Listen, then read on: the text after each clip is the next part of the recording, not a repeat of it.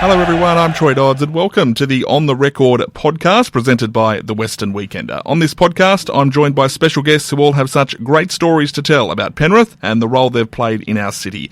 They are Penrith stories told by Penrith people. Today, my special guest is State Member for Penrith, Stuart Ayres. Stuart is Penrith through and through and has risen to be Deputy Leader of the New South Wales Liberal Party. I really hope you enjoy our chat. Stuart, thanks for joining us. Good to be here, Troy. Now, the question we always ask to kick things off, where were you born and where did you grow up? Born in Canberra, actually. Old man was in the Air Force, so moved around a fair bit. Canberra, Wagga, Malaysia, Darwin, before Dad got posted to RAF Base Glenbrook, which brought me to Penrith. And luckily, I think for me, that coincided with me starting high school. So I feel like from high school onwards, the roots really got into the ground here in Penrith and captures the soul and gets in the blood. And So things are a bit more unsettled, I guess, for a general childhood, I guess, than most. Yeah, it's an interesting thing because a lot of people sort of talk about adaptability being one of the traits that they see as something that I'm quite good at, and I've got no doubt in my mind that comes from the fact that pretty much all the way through primary school, I was literally changing schools like every 18 months, and that just means you've got to adapt and change pretty quickly. So I think that became a bit of a refined skill for me. But luckily, Dad's last two postings in the Air Force were Glenbrook followed by Richmond, so we didn't have to move. And Penrith is where the whole family is. Mum and Dad are still here. My brother's here, and we love the joint. And what was high school like for you? Oh, great fun. I had a great time. St. Dom's for me. Walked that well-trodden path of Catholic school students in the region, so St. Dom's from year 7 to 10 because it wasn't a full 7 to 12 school back then, and then moved over to McCarthy, finished my my high school out at McCarthy and had a great time. Obviously, played a bit of footy in the community, really kind of got involved. I actually started to get involved in politics when I was at high school, but I had a wonderful time and still engaged with St. Dom's and McCarthy, or Penola as it's called now, but I have still very strong, fond memories. Some of my closest mates are still my schoolmates. I was going to ask you about the where politics comes from. So, would you consider your parents pretty political? Did you grow up in a political household, or where does it actually come from? No, my parents are completely apolitical. Okay. I would describe them as classic middle Australian swing voters. Yep. I'd even confess to say that if I had to guess, I could probably go through a couple of federal elections. I'd be a bit hazy on the state ones, but I reckon federal elections, I could probably say that Mum and Dad might have voted for both sides of the fence through the years. What we were, though, was a household that always had discussions. So there was a dinner table discussion. We'd all eat dinner together as much as we possibly could. And Mum and Dad just really fostered an environment where was Australia's place in the world, what values were important to us. Never really saying these are the things you have to believe in, kind of finding your own path. And so I think coming from a Defence Force family, living overseas as a young kid, moving around a little bit, I've always felt like I was a little bit more aware of what was out there and that we weren't just a tiny little community. So wanting to understand more about our place in history, our place in the world, probably led me a bit down that pathway. And what about leaving high school? Where did you head off? I know that we first probably came across each other. You're doing some marketing work, I think, for ACPE. I did a sports business degree. Yep. And then after graduating, I actually worked for the Australian College of Physical Education. So I did a business degree. I actually majored in sports management, funnily enough. Often joke I had to become the sports minister to utilise that part of the degree. But so marketing, business development, and business management was really what I was doing, and worked my way through sort of that professional career.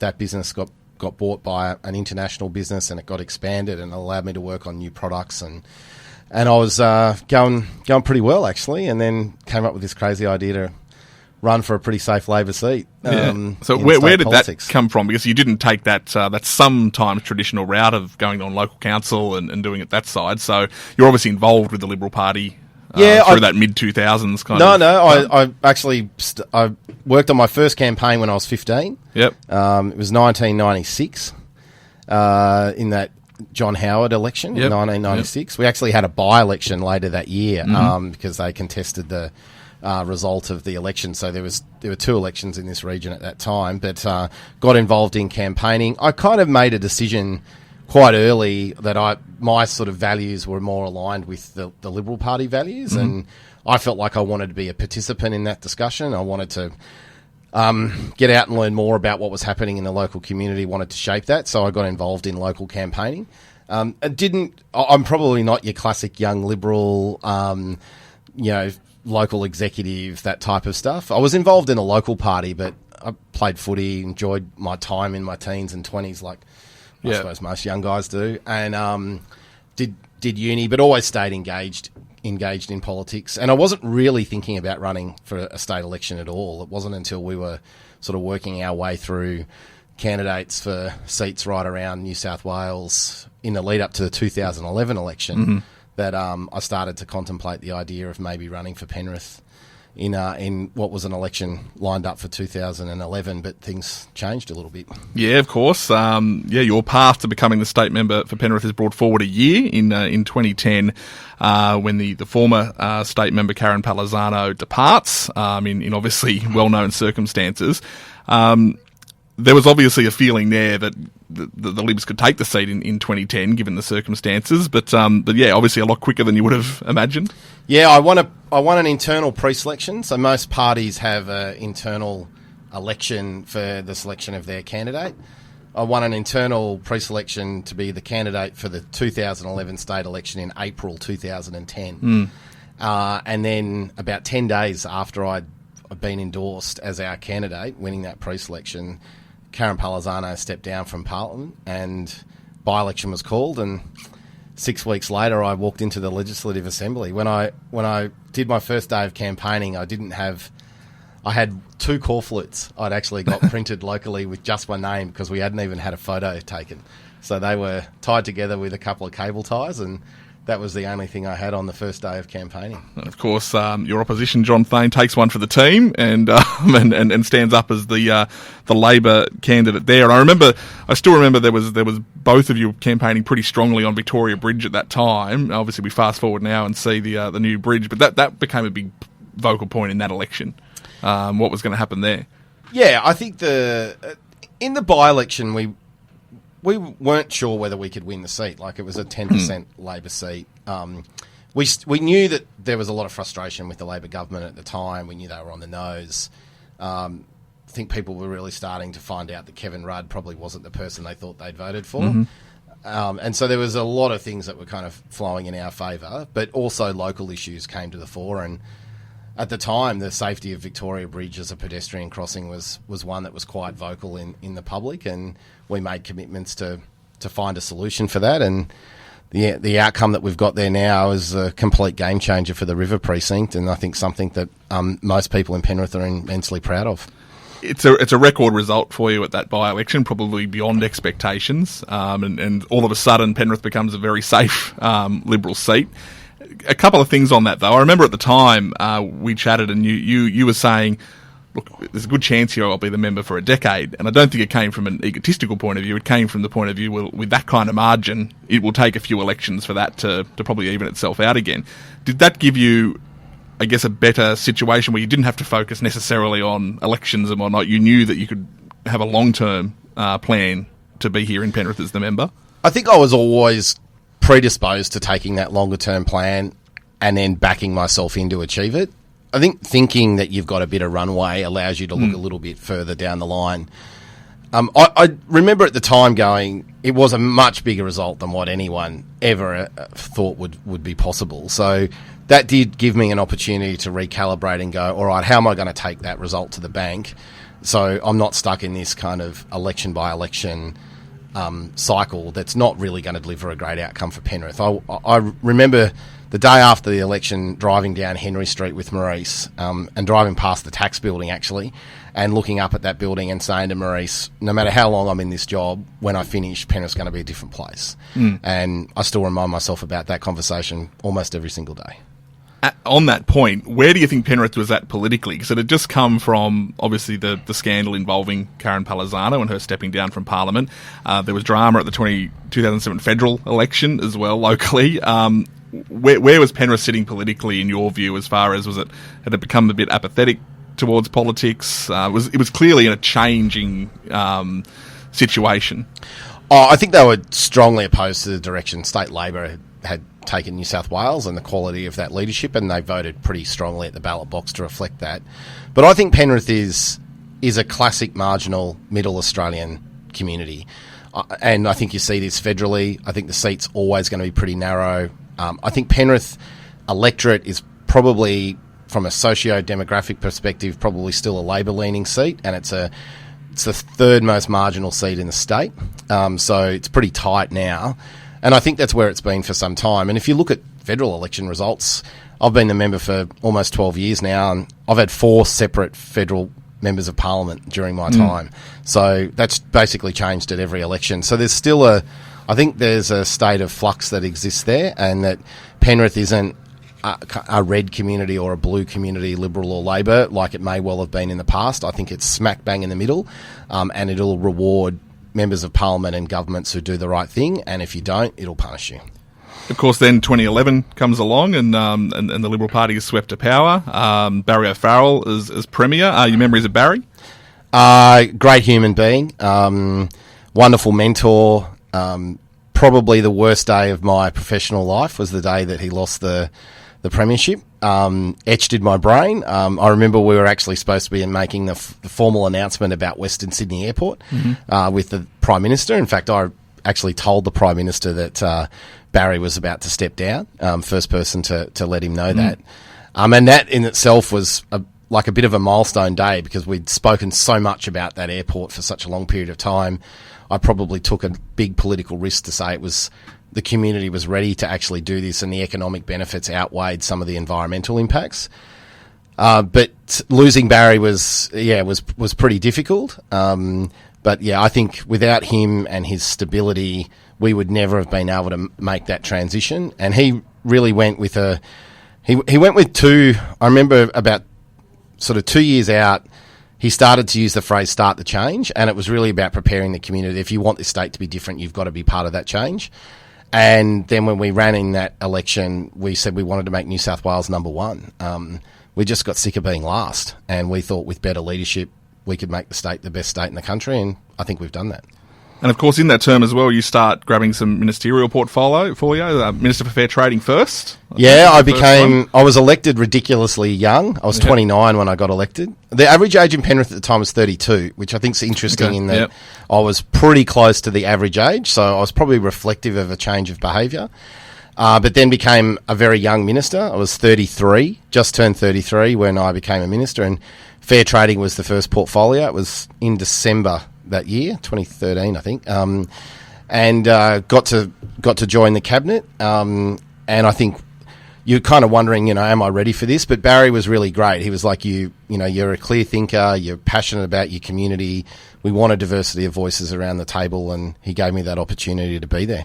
Of course, then you took on two pretty significant portfolios in sport and police, and that sport portfolio at that time was a pretty big portfolio to have, because there were some pretty significant changes happening, or being at least talked about in regards to sporting infrastructure and New South Wales bidding for big events and things like that again. Yeah, absolutely. The police portfolio came along, and sport kind of was with me. It was a bit of a weird period of time where, 1 week I was Fair Trading and had sport. Then the next week, Fair Trading went to a new minister and I became the police minister. But during that period of time, I'd just taken on that sports portfolio, and we didn't really have a big plan. We'd started to recognise we'd fallen behind on sporting infrastructure, and I took that period of time between that in 2014 and the election to really establish a longer-term position to get New South Wales back being the premier state for sport and major events, and the way to do that was make sure we fix our infrastructure. And of course, you re-elected in 2015, and you stay as Minister for Sport until January 2017. Were you disappointed to lose that portfolio? Because it was one I know that you were very passionate about, and there was a few projects I think you were wanting to see through to completion as well. I mean, how does it work when there's the reshuffles happen? Do you feel somewhat disappointed? Oh, no. So I held the portfolio all the way to the when Gladys took over, so it was a bit... and I was always pretty sure that at that period of time we were going to bring new ministers in, and I thought sport was in a pretty good space to hand over. So that didn't really come as a surprise to me. I knew we had some other sort of challenging pieces of infrastructure floating around at the time that the Premier wanted me to get involved in and try and tighten back up, get them back on track. So I think there was always going to be new challenges, but I think you want in any portfolio, and I'd like to think in any job, that you hand that job over to the next person in much better condition than what you got it, and with a really clear plan for the future. And I think we've done that with sport. Now, of course, Mike Baird steps down as well in the next term. A lot of people would say, I don't know if you agree, I think you probably will, that everyone was always saying, look, Mike Baird's legacy won't be seen for years to come because he was very much focused on infrastructure, and some of those projects have only either recently opened or are still being built. So do you think we'll look back on Mike Baird as the Premier that really kicked a lot of those projects along, that we probably don't recognise yet his role in all of those? Yeah, I actually think that's how we'll think about Barry. So Barry really set those things up, put us on that infrastructure pathway. What Mike did in 2015 was break the political impasse in New South Wales over our electricity assets, which Labor had tried to lease or sell to free up capital for new infrastructure, and badly failed at it. Basically became a huge internal battle inside Labor. We were able to take that to the election, get the public's endorsement to do that, and that allowed us to free up a lot of value that had been created by the taxpayer to invest in new infrastructure. So I think what Mike was able to do was build on Barry's foundation and give us a whole second round of infrastructure that we're starting to see come to fruition now. And of course, Gladys Berejiklian becomes Premier, who you had a very strong relationship with. And I'm interested in the 2019 election. Gladys spent a lot of time out here, and us in the media would say that's because you thought that you might have been in some trouble out here, or the internal polling was you're in trouble. Did you feel in 2019 that, for the first time since winning in 2010, that this could be the one that you might lose it on? I think everyone told me I was going to lose. I was always confident that I would get the result, but I was realistic that it was always going to be really narrow. I think at the time, a lot of people sort of spoke about stadium investments being something that was, and Labor ran quite hard on that. But I think they had a press conference at Allianz Stadium pretty much every day. I actually think in the end that was a mistake by them. I don't think the public were that focused on that being the issue of the election. I think the fact that we were partway through the WestConnex delivery, we just started to put the tolling regime for that new road was coming into play, and I think without that tunnel being open, there was a real question mark over the value of that. The tunnel opened after the election. I was the minister for getting that project back on track, and I think that put a lot of weight in the saddlebag, to be frank. And I was going to actually ask you about that, but talk about being handed a difficult portfolio at that time, because that was a really challenging situation, I guess, for yourself, given the talk of WestConnex and what people were thinking at the time. Yeah, well, Glad called and said, this is a project that if we don't get right will really damage our government, and I need you to go away and make it work again. You kind of think, is my career flashing before my eyes? But I guess I've always stepped up to the challenge on some of those more difficult discussions. And I think where we sit now, what people see with that project, the fact that they can now, drive in the M4 East tunnel that was spoken about since the mid-1990s. The M5 tunnel's now been duplicated, when you'll be able to drive between those when the interchange at Rozelle is open. And all of that project now was really set back on the right path during that period of time. And that's what Gladys asked me to do. I might have sacrificed a little bit of local margin, but I think the state's better for it. Truth is, there will always be someone against even the best project. Of course. In fact, that's always going to happen. Like I've done a lot of contentious infrastructure, whether it's a pedestrian bridge over the Nepean River in a local community, or whether it's a stadium project or a motorway, airports. You always get during the delivery phase a lot of contention, a lot of communities that are being disrupted, and it's not till that disruption has gone away that the community sees the full benefit for it. That doesn't mean that communities don't pay a price during that phase, but it just requires. They say you've got to have a tough skin in politics. I think you've got to have battle armour to be a minister who's delivering key infrastructure, because during the delivery phase, it's always going to be pretty intense. 2020, obviously, game changes completely with the COVID pandemic, and it's interesting. It's an interesting time for politicians, I think, in general, because I reckon if you went down the street and asked people who the Victorian Premier was or the South Australian Premier was in 2019, they couldn't have told you. All of a sudden, we're glued to 11 a.m. press conferences and things like that. I'll take you to one part of the pandemic, though, which is the second lockdown in 2021, where the Penrith local government area is essentially split in two in terms of how restrictions were working. Tell us what led to that and how difficult that was as well, because you would have known that this was going to create a bit of angst in the community. Yeah, so I think the pandemic from a public policy perspective is the most challenging thing that I've ever done professionally. I've sat on our COVID and economic response committee, or our crisis policy committee. It's had a couple of different names based on the two leaders that we've had. But from setting up things like hotel quarantine right through to those local government areas of concern, I would say the local government areas of concern is the most difficult decision that I've ever been involved in. Probably the one decision that goes against every grain and fibre in my body. But when you're sitting with someone like Dr. Kerry Chant, who's saying we have to take this action because these communities are being overrun by this virus, and if we don't take these localised and more targeted restrictions, the whole community is going to be impacted in a very, very negative way.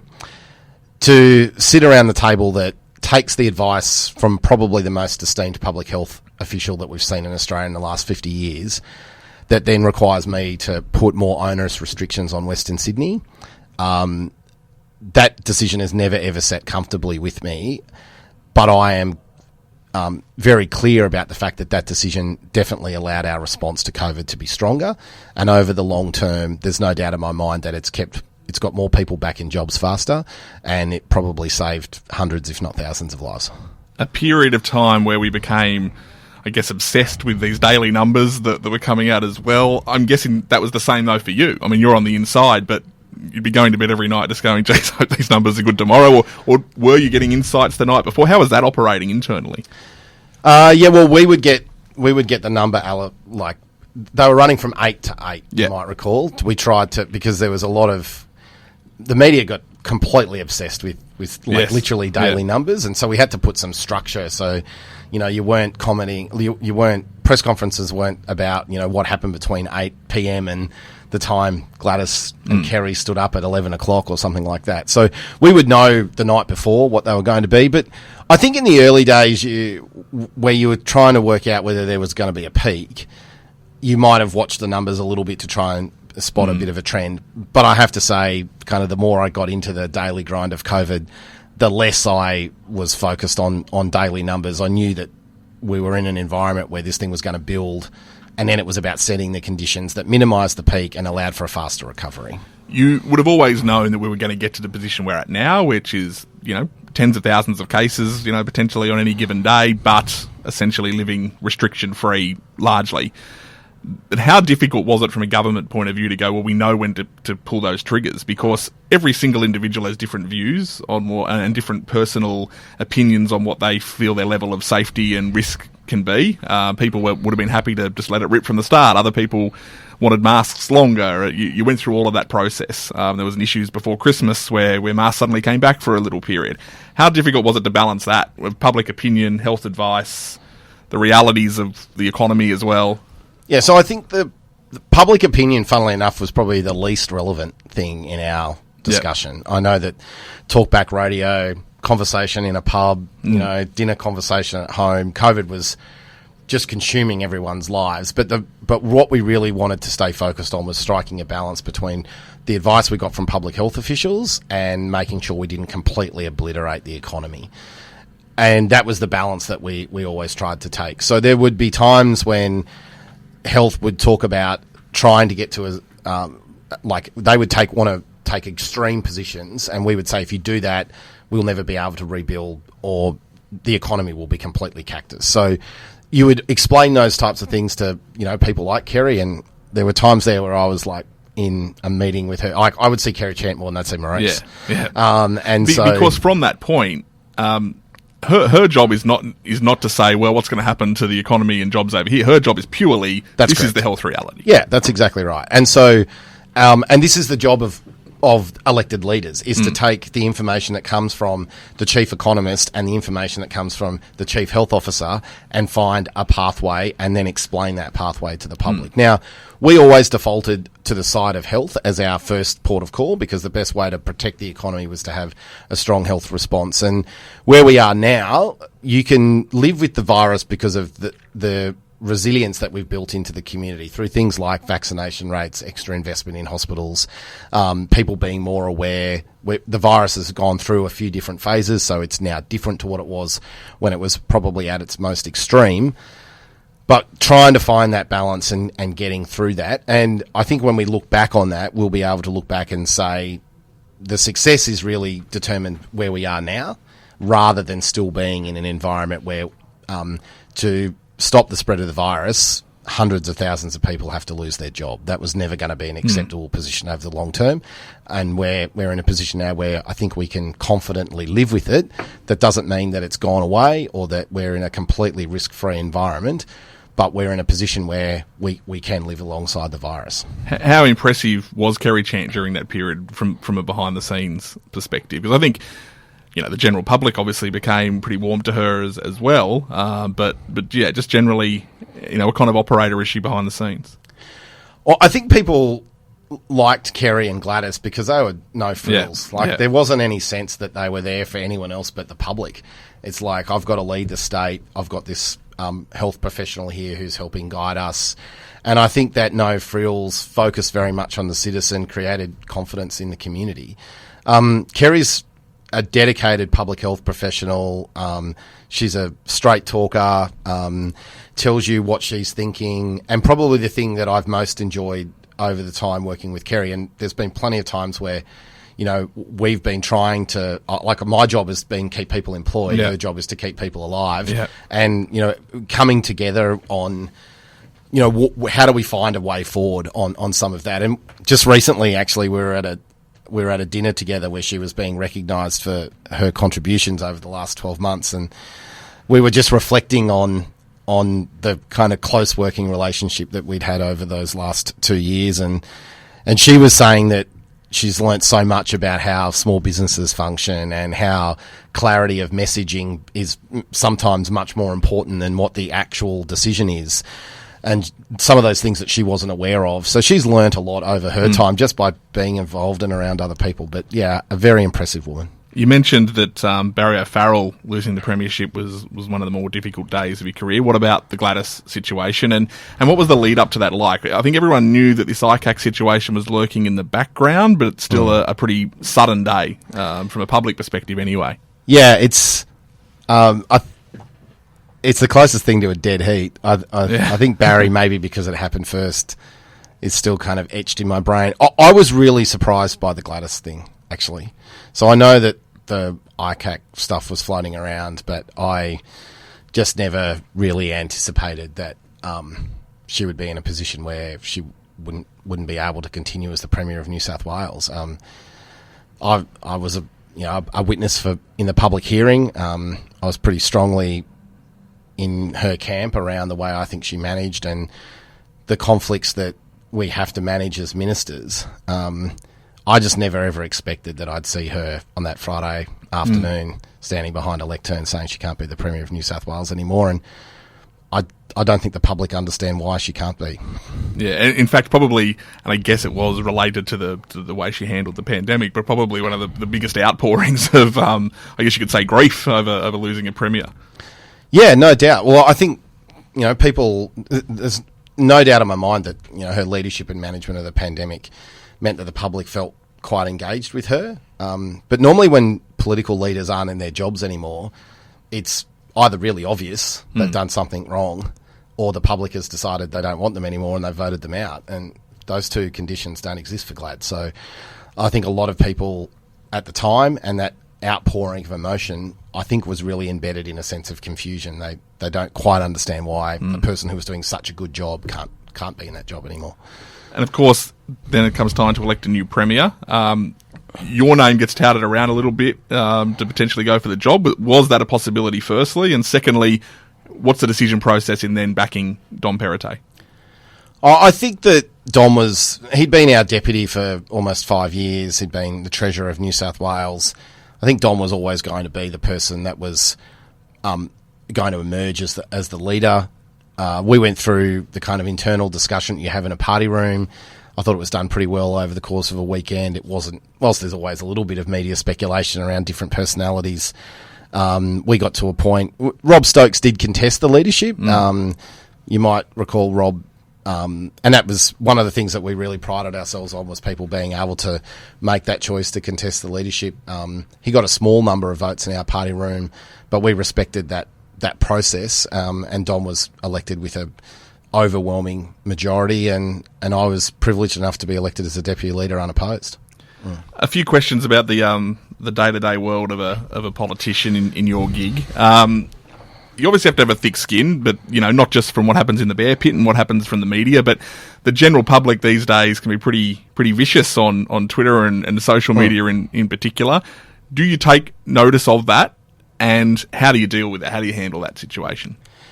Yeah, I think social media is much more a distribution tool than a feedback tool. I think some forms of social media, Facebook is probably becoming more of an area where members of parliament have got to interact in a two-way form of communication. People don't write letters or emails as much as they used to. They just drop a message onto Facebook and are seeking some sort of comment. So we try to work our way through that. But I do try to ignore most of, I shouldn't say most, I try to ignore the viciousness and I'll call it bile that exists on social media. I think it has got a lot worse. I'm not too fussed about it personally. I know what I've signed up for. I do think there are people that work in our respective teams, like local electorate office staff or ministerial staff, sometimes public servants who work for you who haven't signed up for that type of critique and criticism, that don't always have the same capacity to filter the way I do personally. So that does worry me a little bit, and I think that the lack of person-to-person communication, or people moving more to online platforms, I think the filter that might exist in person-to-person communication falls away a bit, and people will say things that if they were having that conversation face-to-face, they wouldn't actually say, or they very much reframe the way they discuss it. And I've been in plenty of heated or intense discussions on a street or in a coffee shop or in a pub or, at a street stall or those types of things, and really sort of prided myself on that. But I think almost in all of those conversations, people have been pretty respectful of what our respective roles are. I don't think you see that on social media, and I think it's probably getting worse. What about these classic lines that exist from people, and it's not just for you, it's for every politician. I only see them at election time. Why are you spending that on this when you should be putting it in hospitals? And your argument would obviously be, we are putting it in hospitals. But that's a difficult one as well, isn't it? Because people, I don't think, want politicians in their lives every day. Yet then there is I haven't seen a politician in my life every day. It's like, the balance is difficult, and also getting the message across that, this is why, for example, the Yandai Bridge cost this much. This is why we're doing this stadium, because it results in this. It's hard to get that message across sometimes because people aren't necessarily in the day-to-day following of politics. Yeah, I think I suspect a lot of politicians who would do a podcast like this or interact would reject pretty strongly the idea that they only front up at election time. Yes. If you want to have a look at my Outlook diary, you can probably get a pretty strong sense. It's a pretty full book, and it's a full book across my ministerial requirements and my engagements in Penrith. But I get the idea that every now and again it's okay to kind of give a politician a bit of a whack. But I think the politicians that don't turn up day in, day out, week after week, year after year, I think the public finds them out and largely votes them out. So I think you can probably ignore some of the, they only turn up at election time rhetoric if you know you're doing the right thing. I think it's a bit odd as well. Like sometimes you'll get they only turn up for election time, but you'll also get he wants to be in every photo. Well, which one do you want? I think I've been accused of both of those across the time. The infrastructure thing, it's really about explaining to people. If you want to politicise a piece of infrastructure, it's really easy to be emotive about health and education. The reality is we spend sort of 80% of our budget on hospitals, schools, and public transport and emergency services. It's probably even a little bit higher than that. So all of the other stuff is a really, really small percentage of the budget. And I don't know, it's sort of at the height of the, if you even think about here, like we've announced a new stadium here in Penrith, but the single biggest investment the state government's made into this community is $1 billion into Nepean Hospital. And if you manage the economy well and you create resources and capacity for the taxpayer funds to be allocated across the full gamut of responsibilities, then you should be able to invest across all areas of the budget in growth communities. And that's why a good economic manager can make sure that Nepean Hospital gets redeveloped and you get a stadium. You mentioned Maurice a couple of times as well. How difficult has it been for you guys, given her job as the foreign minister and a lot of time spending Canberra and overseas, your job here with various ministerial portfolios? I mean, I'm guessing that you would see each other less days than more in a year. Yeah, definitely. I think we probably spend... I'll average it out and say somewhere in the order of 30 weeks a year apart, if you counted up all of the days. So she does, obviously, if you're the foreign minister, you travel overseas more than any other politician in the country, so there's that. Federal Parliament operates out of Canberra. All of the parliamentary and ministerial requirements like cabinets and Senate hearings and those types of things are all located away from here. But we've got a couple of little sort of fixed markers in each week that we hold as our sort of time. I think anyone who's seen us at sort of one of the coffee shops in Mulgoa or Luddenham or Penrith on a Sunday morning, most people recognise that that's sort of our time together. But so, like any relationship, you still need to go, well, this is time for us. That's still important for you. If we didn't make that time happen, it wouldn't happen. We could fill every day of the week with work if we wanted to. Yeah. But I think to perform at your absolute best, you've got to create balance in your life. Now, I would be the first person to say that I don't think I've got anything that resembles a balanced life. But what I do think we have tried to do is carve out a couple of markers or key points in time that we hold as our own. And then there's, a few things that we like doing. We love a pub meal on a Friday night. Maurice, most things about Maurice are great. The fact that she's a passionate Dragons fan sometimes tests the relationship, particularly Panthers v Dragons days. It's probably not good being at home when the Panthers are winning. But, we love sort of, if you get a chance to, watch the footy at home or something like that, that's those little things are good. But, if Maurice is away and I forget to put the bins out or I haven't done the lawns or something like that, I'll get a little clip around the year. How difficult is it in a community like Penrith that is, we're still kind of at that everyone knows each other world, but obviously growing and in terms of though, hey, I know Stuart, I'll give him a call and maybe he can help me with this or whatever else. You mentioned earlier about the conflicts you deal with as a minister, but even as a local member, like how difficult is it sometimes to go, hey, I probably can't step in here, I'll just put you in the right direction, when you probably do want to help people, but you might not be able to? Look, number one rule is being accessible, and accessible for me also means utilising the resource of my local electorate office. I've got a team. It's not like my name's on the front door and my head's on the poster, but to do all the things that we do, I've got to use the full resources of the team. So we want to be accessible. I love the fact that people can ring me, send me a text message, people across this community, and I will always look to try and help. I won't test the law. So if it's something that I don't have carriage of or it's not appropriate for me, you play a bit of traffic cop, you point people in the right direction, you connect them to the person that can help them. But you want to be able to empower your community, and educating them and showing them how to get things done is a big part of that.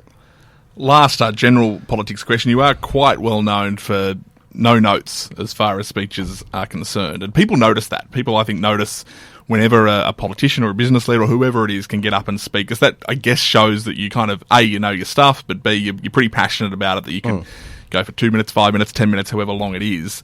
Where does that come from? Like, do you just go, well, I know it, I don't need it? Do you know what you're going to say? Where does that come from? Because I don't think I've seen you with notes too often. Yeah, I really pride myself on my preparation. So if I'm doing a public speaking engagement, I want to know who I'm talking to, what are we trying to address, what does that audience want to hear, what are the key things I'm looking to communicate. So being prepared allows you to get up and talk without notes. Then the other thing I would say is if you're really into what you're talking about, so if I'm talking about Western Sydney or I'm talking about sport, you've probably got a lot more knowledge than what you know. So then it just becomes about how you structure those comments so you don't get muddled up, and you've got a nice cadence and a sequence and a structure to how you speak. And probably a good rule of thumb is always speak for a little bit less than what you think you need to. I think sometimes politicians, but more generally, I think people probably sometimes talk for a little bit longer than what you probably should. You can keep your remarks tighter and more focused, and I think the listeners tend to respond to that. You obviously would be pretty focused on the 2022 state election, and winning it. But if you don't win it, is there a plan post-politics? Is it the corporate world? Is it back to your roots in Canberra? No plan B for me. In fact, I say that quite regularly. I don't have a plan B. I'm 150% invested in this role. And if the public decide that they don't re-elect Stuart Ayres in the next election, then I'll work out what to do after that. But my job here is to be the strongest voice for the community of Penrith. That's the foundation stone on which everything is built. And that's given me some great opportunities to become a minister across a whole raft of portfolios. I'm now the Deputy Leader of the Liberal Party in New South Wales, which is a huge thing. Something like that's never happened in the Liberal Party, to have a Western Sydney person in the leadership team. And I really thank Penrith for that. So whilst Penrith keeps delivering for me, my obligation is to keep making them number one. The question we generally end with, and I know your time here and your legacy here is still unfolding, but how would you like to be remembered in Penrith?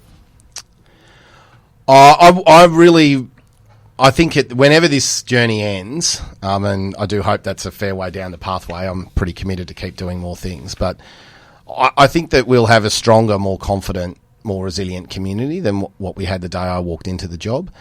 I think, there's more small businesses, there's more local entrepreneurs, there's more investment in the community. People want to know about what's happening in Penrith, and I think that comes from a sense of confidence and aspiration that exists in the community. And I'd like to think that my role in being that strong voice for the community and delivering for it has given them the confidence to be something that I've always believed that the Penrith community can be, and that's the absolute best community and best location in the state, whether that's to raise a family, create a business, attract investment from across the country. So just the most confident community that it can be, and be a determiner of its own destiny and not relying on anyone else. Well, certainly no doubt that Penrith has changed dramatically from 2010 to here we are in 2022, and I think I said 2022 election. I won't scare you. 2023 state election, of course. And whenever it rolls around, Troy, I'll be ready. Stuart, thanks very much for joining us. Thank you very much. And I hope you enjoyed our chat. On the Record is produced by The Western Weekender. To hear future episodes, search Western Weekender wherever you listen to podcasts, and make sure you hit subscribe and check out westernweekender.com.au. We'll see you next time.